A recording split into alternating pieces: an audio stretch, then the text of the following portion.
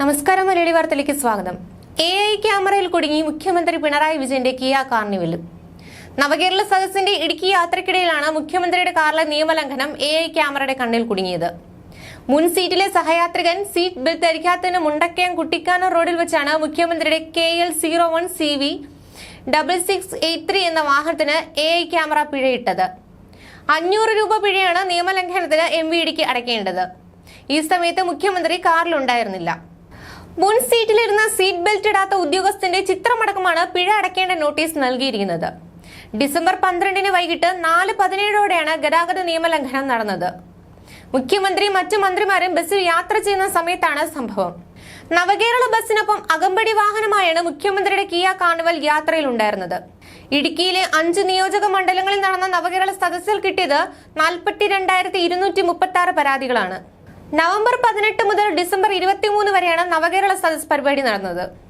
ഇടുക്കിയിലെ 5 നിയോജക മണ്ഡലങ്ങളിൽ നടന്ന നവകേരള സദസ്സിൽ കിട്ടിയത് 42,236 പരാതികളാണ്. നവംബർ 18 മുതൽ ഡിസംബർ 23 വരെയാണ് നവകേരള സദസ് പരിപാടി നടന്നത്. 140 അസംബ്ലി മണ്ഡലങ്ങളിലും മുഖ്യമന്ത്രിയുടെ നേതൃത്വത്തിൽ മന്ത്രിമാർ നടത്തിയ ഔദ്യോഗിക പര്യടനവും വിവിധ മേഖലകളിലെയും പ്രമുഖ വ്യക്തികളുമായുള്ള ജില്ലാതല കൂടിക്കാഴ്ചയും മണ്ഡലം കേന്ദ്രീകരിച്ചുള്ള ബഹുജന സദസ്സും വൻ വിജയമായാണ് CPM സംസ്ഥാന സെക്രട്ടേറിയറ്റ് അവലോകനം ചെയ്തത്. അതേസമയം മകൾ വീണ വിജയന്റെ കമ്പനി സംബന്ധിച്ച് മുഖ്യമന്ത്രി പിണറായി വിജയനോട് 5 ചോദ്യങ്ങളുമായി പ്രതിപക്ഷ നേതാവ് VD സതീശൻ രംഗത്തെത്തി. CMRL കൂടാതെ എക്സാലോജിക്കിന് മാസപ്പടി നൽകിയിരുന്ന കമ്പനികൾ ഏതൊക്കെയാണെന്ന് മുഖ്യമന്ത്രി വ്യക്തമാക്കാമോ എന്ന് പ്രതിപക്ഷ നേതാവ് ചോദിക്കുകയായിരുന്നു. മാസപ്പടി വിഷയത്തിൽ ഏതൊക്കെ ഏജൻസികളാണ് അന്വേഷണം നടത്തുന്നതെന്ന് വ്യക്തമാക്കാൻ മുഖ്യമന്ത്രി തയ്യാറുണ്ടോ എന്നും അന്വേഷണ ഏജൻസികളുടെ റിപ്പോർട്ടിൽ നിന്നും കർണാടക ഹൈക്കോടതി വിധിയിൽ നിന്നും ഉയർന്നു വന്നതാണ് ഈ ചോദ്യങ്ങളെന്നും പ്രതിപക്ഷ നേതാവ് വാർത്താ സമ്മേളനത്തിൽ പറഞ്ഞു. മകൾ വീണ വിജയന്റെ കമ്പനിയെ സംബന്ധിച്ച് ഏജൻസികൾ വിവരങ്ങൾ തേടിയിരുന്നെന്ന് മുഖ്യമന്ത്രി നിയമസഭാ പ്രസംഗത്തിൽ പറഞ്ഞിരുന്നു.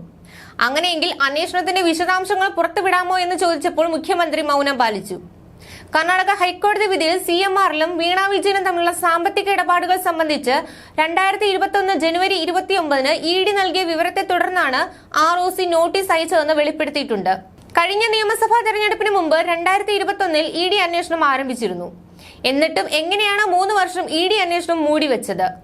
CPM BJP ധാരണ പ്രകാരമല്ലേ എക്സാലോജിക് വിഷയത്തിൽ ED അന്വേഷണം തടസ്സപ്പെട്ടത്? ഇടനിലക്കാരായി പ്രവർത്തിച്ച BJP നേതാക്കൾക്കും ഈ ചോദ്യത്തിന് ഉത്തരം നൽകാവുന്നതാണ്. ഇൻകം ടാക്സ് ഇൻട്രീം സെറ്റിൽമെന്റ് ബോർഡിന്റെ ഉത്തരവ് വന്നപ്പോൾ മകളുടെ വാദം കേൾക്കാൻ തയ്യാറായില്ലെന്ന പച്ചക്കള്ളമാണ് മുഖ്യമന്ത്രി നിയമസഭയിൽ പറഞ്ഞത്. അത് തെറ്റാണെന്ന് ROC റിപ്പോർട്ട് കൂടി പുറത്തു വന്നതോടെ വ്യക്തമായി. മാസപ്പടി വിഷയത്തിൽ ഏതൊക്കെ ഏജൻസികളാണ് അന്വേഷണം നടത്തുന്നതെന്ന് വ്യക്തമാക്കാൻ മുഖ്യമന്ത്രി തയ്യാറുണ്ടോ? CMRLന് പുറമെ വീണയുടെയും എക്സാലോജിക്കിന്റെയും അക്കൗണ്ടുകളിലേക്ക് ചാരിറ്റി സ്ഥാപനങ്ങൾ ഉൾപ്പെടെയുള്ള വിവിധ സ്ഥാപനങ്ങൾ മാസപ്പടി അയച്ചിട്ടുണ്ടെന്ന് ROC കണ്ടെത്തിയിട്ടുണ്ട്. CMRLന് കൂടാതെ എക്സാലോജിക്കിന് മാസപ്പടി നൽകിയിരിക്കുന്ന കമ്പനികൾ ഏതൊക്കെയാണെന്ന് മുഖ്യമന്ത്രി വ്യക്തമാക്കാമോ? എക്സാലോജിക്കിന് മാസപ്പടി നൽകിയ സ്ഥാപനങ്ങൾക്ക് നികുതി ഇളവ് ഉൾപ്പെടെയുള്ള എന്തെങ്കിലും ആനുകൂല്യങ്ങൾ സർക്കാർ നൽകിയിട്ടുണ്ടോ എന്നും വ്യക്തമാക്കാമോ?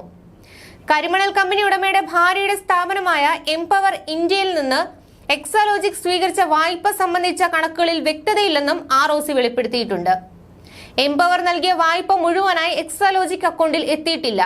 ആ പണം എവിടെ പോയെന്ന് മുഖ്യമന്ത്രി വ്യക്തമാക്കുമോ എന്നിങ്ങനെയായിരുന്നു ചോദ്യങ്ങൾ.